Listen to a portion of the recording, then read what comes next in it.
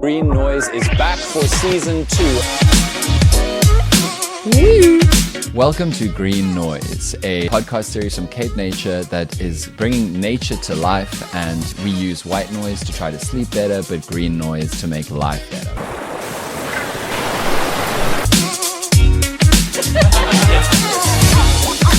You've got this wall of fire coming towards you. What are you going to do? It's a massive shift in tourism. To build an inclusive and connected society, especially in the Western Cape. Women just do things differently. Welcome back to Green Noise, a podcast series about biodiversity, conservation, and ecotourism from CapeNature, the Cape's Biodiversity Conservation Authority. My name is Dan Corder. We are shooting today from the absolutely gorgeous Assegai Bosch, or Assegai Bos, because I did do Afrikaans and got 79. Tweede disinialitate. It was a lot of 7 line that went into that. Nobody here is impressed, but I'm glad that you understand what I just hoid in your direction. Okay, so we always say on this show that white noise helps you sleep, but green noise helps you get more richness and flavor and delight out of life in natural environments, and that is what CapeNature is so good at.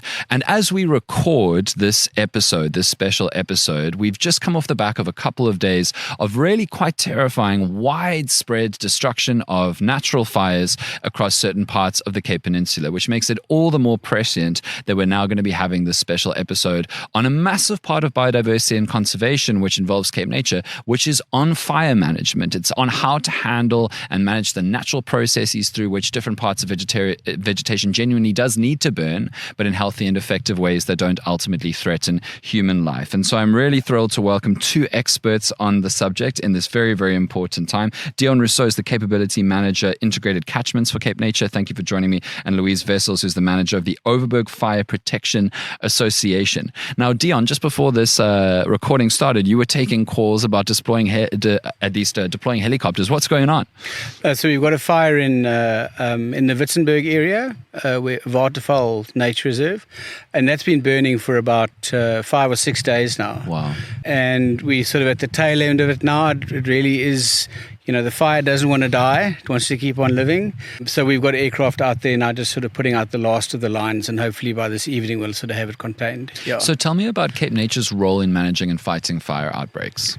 So, a lot of our time goes into fire management. So, us preparing for a fire season starts in the previous fire season. Sure. We do post-fire season audits, to see what happened during the previous fire season, what equipment, what PPE, what resources we need, as well as what training we need.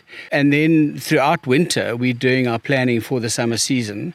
But what we are finding as well, that with climate change, our fire seasons are getting longer. So whereas before they were from sort of December to April, now we're finding, October to May. Wow. is our season. Pretty much a half-year block. Yeah, so wow. we had a bit of downtime before, sort of 10 years ago, but now we are finding that fires are encroaching into winter as well. So sure. yeah, that's so extraordinary. as I said, a lot of planning goes into it, and then our official fire season starts on the 1st of December. Okay. Anything that happens With before festive. that is like a what do you call it? A rehearsal. Okay.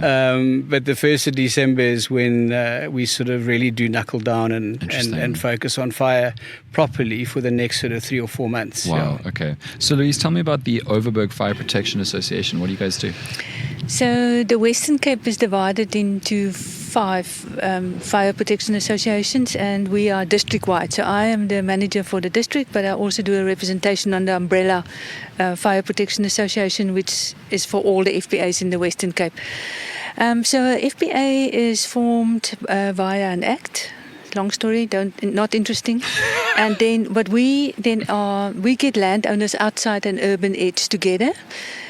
To work together to mitigate and prevent and be ready for veld fires. I see. So it's a voluntary association, but we get formed. legally, and then we get our landowners to understand why they should belong to an FPA, because if we work together, we're stronger together and we get it quicker out and we prevent more veld fires, devastating veld fires. What inspired you to get into this? I also want to hear from you, Dion, about this, because looking at a fire, a real danger, going, that's what I want to do. It's like not the most trodden path. So I got married and moved to Vadarsdorp. Okay. I was in the corporate, big accounting firms, and so project management was my strength. I see. But I love making fire. Oh, I will go camping and my husband will put in 4 bags of wood. not So the I was answer I identified by other NGOs in the same industry who recommended me for this position. Oh, I see. And I love it. It's going strong. Fascinating. And you, Dion? How did you get into the firefighting Well, business? mine was sort of a baptism by fire because I moved to Limmitberg Nature Reserve, which is just outside Paarl. Okay. And I moved in January 1999. And in February 1999, we had the worst fires that the Boerland had ever had. Wow. And Limmitberg was sort of the ground zero for those fires. So I came from Riverlands Nature Reserve, which is a very small reserve, hardly any fires, to Limmitberg. And for 2 months we fought fires solidly. Wow. And it kind of, caught the bug. And I look at it as I'm doing everything that I wanted to do as a child. Yeah. Lighting fires, putting them out, flying in helicopters, that type of thing. So it's been a fun 25 years. But I think, just picking up experience and knowledge and expertise, I've managed to work myself up now to where I am now, where in a way I miss fighting fires, but I'm now creating the platform for people to fill my position that I had, 20 years ago. So sure. It's rewarding in that way, mentoring and coaching and everything. So I really do enjoy it. So it's great to hear that you're now in your management position coming from genuine experience, in the same way that it's hard to respect soccer coaches who never played the game, I guess. I would love you to tell me about the first fire that you fought as a firefighter. What was the shock? What was the things that you didn't expect would happen? How did it feel? Was it terrifying? Was it destabilizing? Was it emotionally rigorous? So I think, we obviously there's a lot of training that goes into it. And the only way to get the practical knowledge is to go and fight the fires. Yeah. So, 1999 was my sort of initiation into firefighting, and, as you say, being on the line and actually fighting the fire as opposed to coordinating it. There is that fear.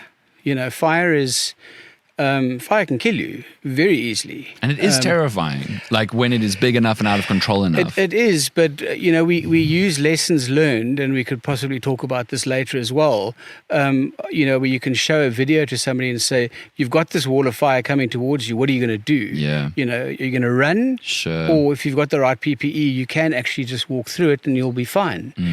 So it's all those lessons, but I think the most important one is don't panic. Yeah. Because panic will just absolutely kill you. Absolutely. You can't outrun a fire that is running towards you. Yeah.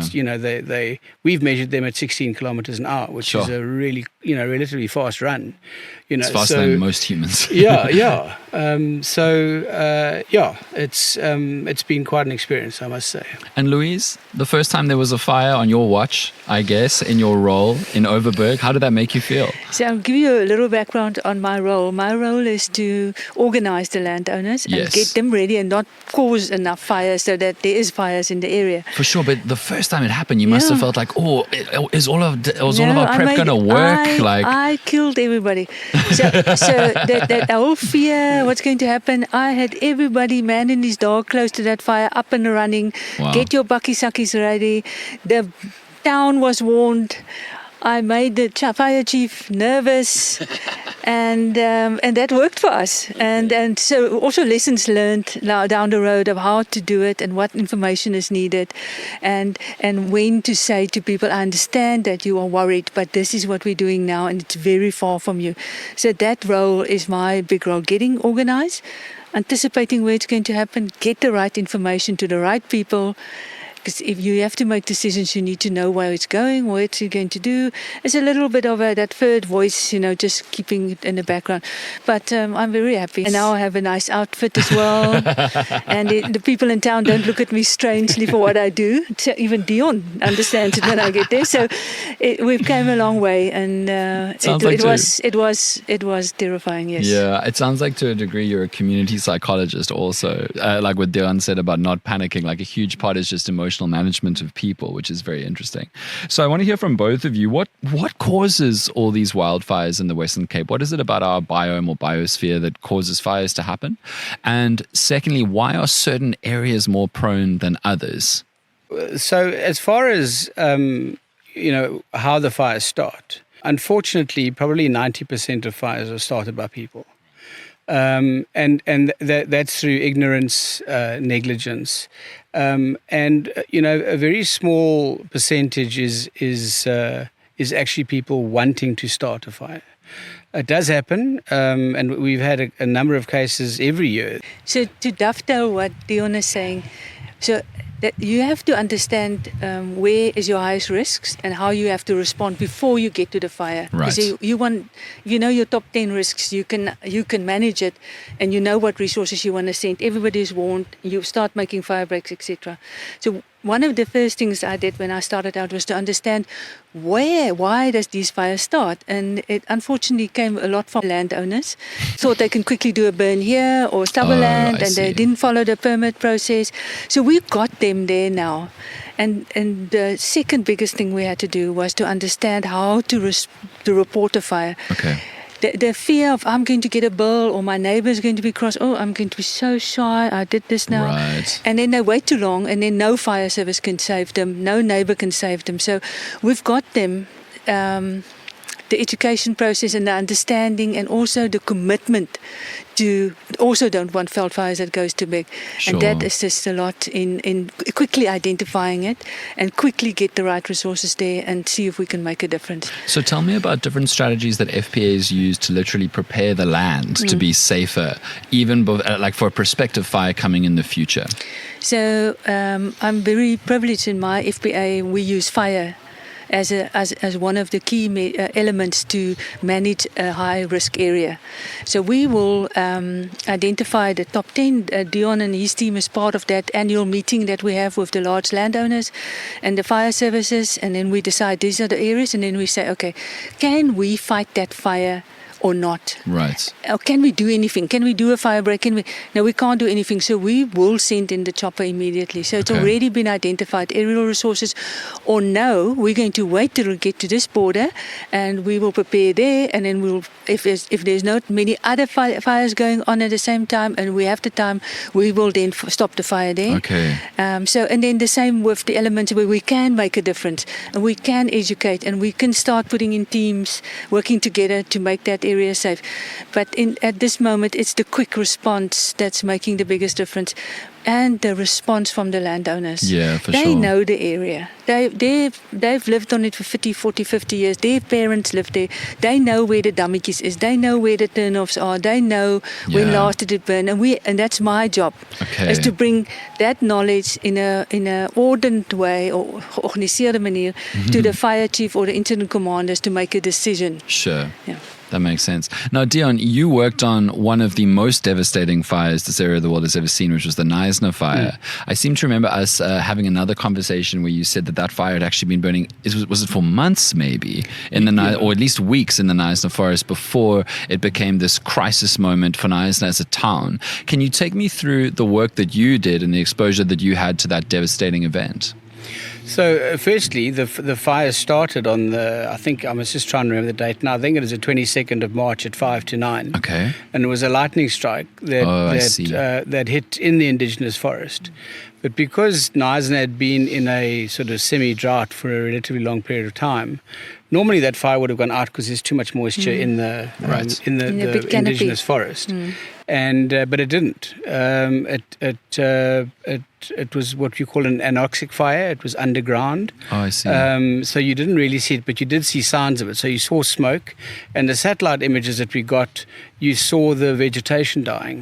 So you could see these trees turning from green to grey, Okay. and this area getting bigger and bigger. And then, unfortunately, on the 7th of June, it was really just a perfect storm. It was 1:00 in the morning. Very, very high winds, berg winds. So the temperature went from something ridiculous like 21 degrees to 35 degrees. Wow. The At humidity 1 a.m. went from 50% down to 21. Sure. And with that whole set of circumstances, the fire then managed to get out of that little valley, and then with the wind behind it, really wreaked devastation. Sure. I think 8 people passed away. So we were called in on the 8th as a resource to come and assist as an incident management team, and we came in and within sort of 24, 36 hours, we had sort of stabilized the situation. But when I say stabilize, I mean it really is organized chaos, because we had so many flanks. We had so many areas that were burning at once. Never mind just the Knysna fire, but we had separate actual fires as well, one in Plettenberg Bay and another one closer to Sedgefield. So it really was organized chaos. But the incident command system is a command and control system. Okay. So you can make that the incident management team as big or as small as you need it. Right. With the Knysna fire, it was the biggest incident command or incident management team we had ever had in the country. It was the first sort of type 1 incident in the country as well. So it was massive. I mean, we lost 1,000 structures, over 1,000 structures. And unfortunately, a lot of those structures were informal structures. Yeah. It's probably the highlight of my firefighting career. Yeah. Having worked for 18 years as a firefighter and building up the experience and knowledge, and then being able to go in and use it. Yeah. And as I said, within 24 hours, we'd stabilized the situation, which is, it's quite quick. Yeah, it's impressive. Because you've got every, you've got disaster management, you've got health, you've got, you've got different fire departments, you've got volunteers. They were flying volunteers from Joburg down to Cape Town, and we had to go and fetch them at the airport. Sure. It really was very, very difficult. Yeah. But again, the incident command system came through, and I think we were there for about 5 days and left when things had calmed down relatively. So before we move on to how firefighters actually do fight fires and how you guys direct them to do so, because I've watched enough movies about this, but I'm not sure how many of them are good depictions of reality. Dion's really shaking his head. But before we get there, I'm really interested in how technology has changed the way that CapeNature, your FPA in Overberg also is able to predict and counteract and fight fires in the moment. You mentioned, Dion, about satellite technology, able to spot the genesis of the Knysna fire. What other kinds of technologies have in the last 10, 20 years, and even more recently than that, become really useful for firefights? Well, hopefully we'll be working with a company that has satellites. They can, within 5 minutes, be able to tell us that there's a fire started somewhere. And then what they have are fire prediction models. So they can say, with this wind, with this temperature, on this slope, the fire is going to probably do this. But what's nice about it as well is that it's AI, it's run by AI. So it takes a photo of the fire, and then it takes a photo every hour after that. And if it originally predicted the fire would go here, but the fire actually went there, it would learn, it would change its algorithms to be able to each time give us a more accurate representation and of being where the fire responsive would to that go. data collection is amazing. Yeah. So, and a couple of years ago, we used AFIS, which was the Advanced Fire Information System. So that was Eskom satellites, or Eskom satellite time that they had, because it was to pick up fires near their power lines. So as a default, because it was near their power lines, we would get the information as well. But the lead time on that was 45 minutes. And most of the time we would, because we've got the FPAs and our partners with the district municipalities and volunteers and, people out there, if you see smoke, they know that they need to call. So I think Cell phones, something as simple as a cell phone becomes really important if there's a farmer in field and he sees smoke on the edge of his boundary or he sees smoke in the mountains. He can phone immediately. And we'd rather have too many people phoning than too few. So I think technology has come a long way. We also use thermal scanners.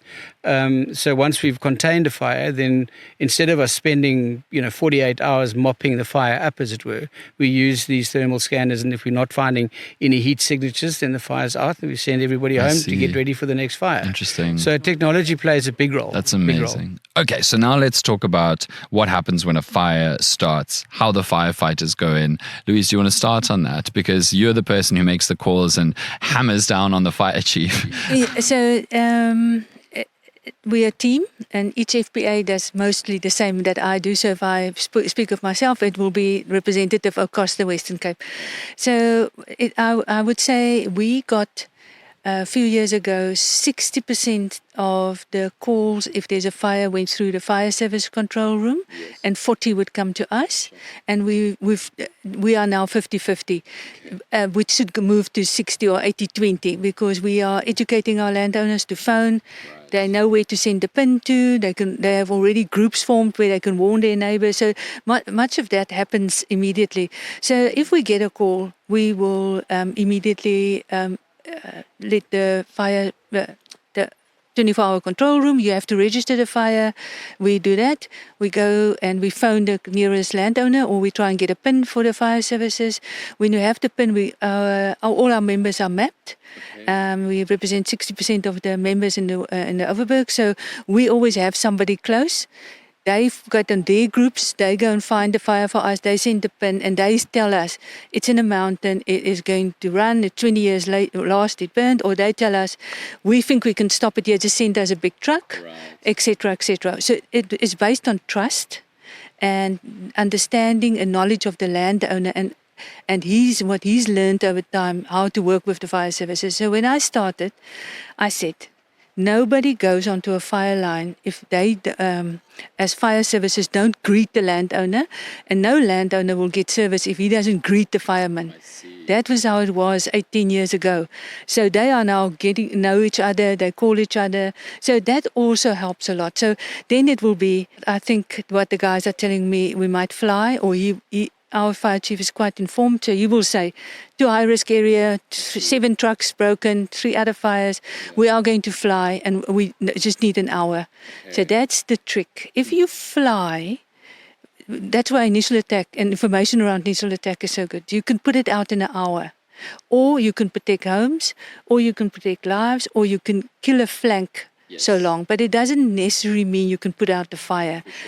So if you commit, aerial resources doesn't solve all your problems. And that is the education we're fighting against. This whole view, if there's a fire, there must be an aerial support.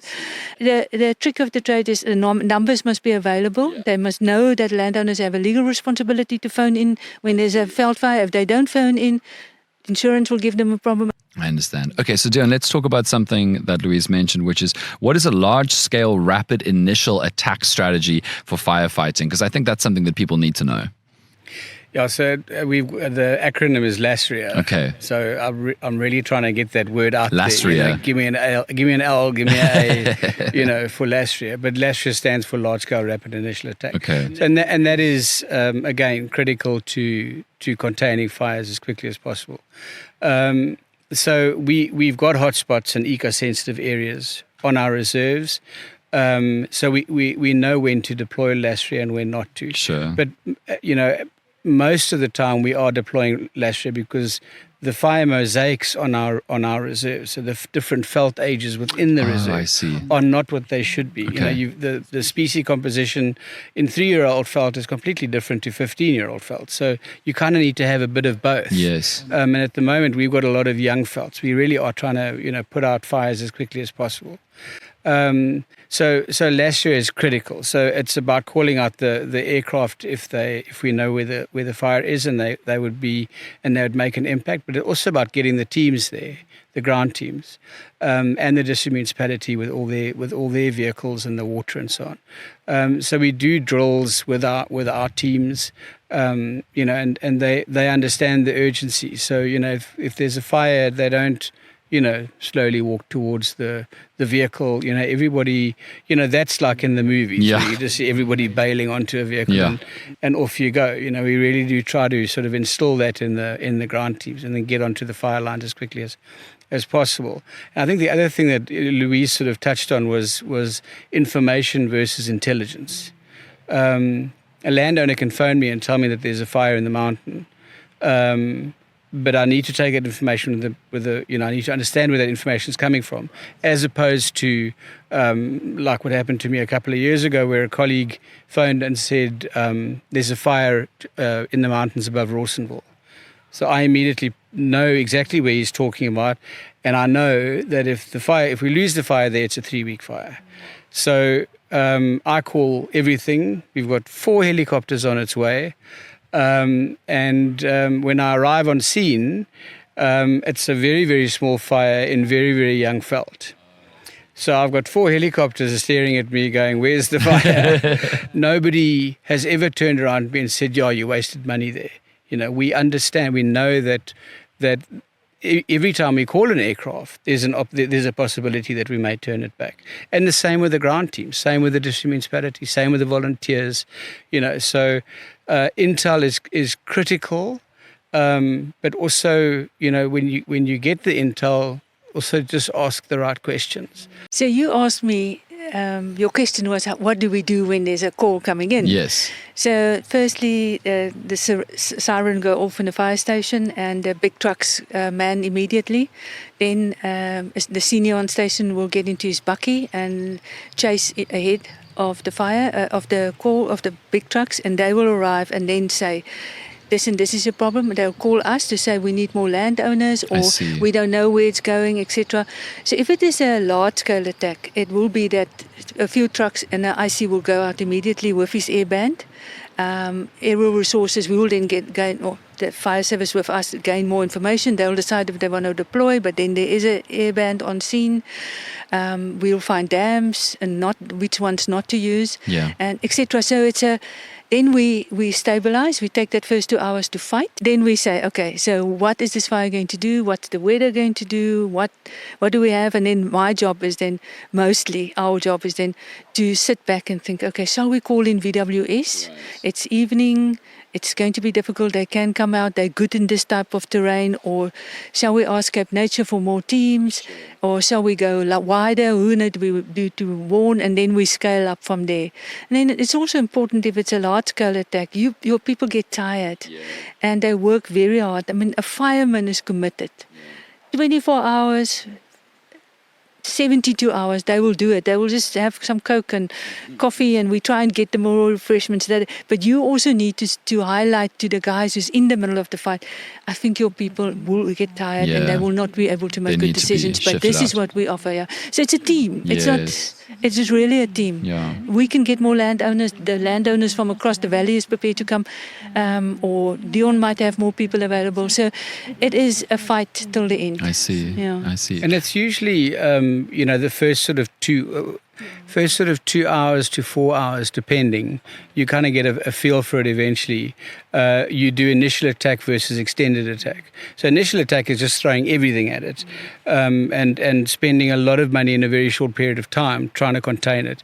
But if you've lost it and it's running up the mountain, and you kind of have to find that tipping point where you go, okay, let's pull back. We now are in extended attack. We're here for the long haul, and that's when the incident command buses come out, and we then sort of get that rotation going of people, and we more strategic in the planning of how we're going to fight the fire, but then use tactics on specific flanks and things. So it's not just going in there and fighting a fire. There's a lot of strategic and tactical thinking that goes into it.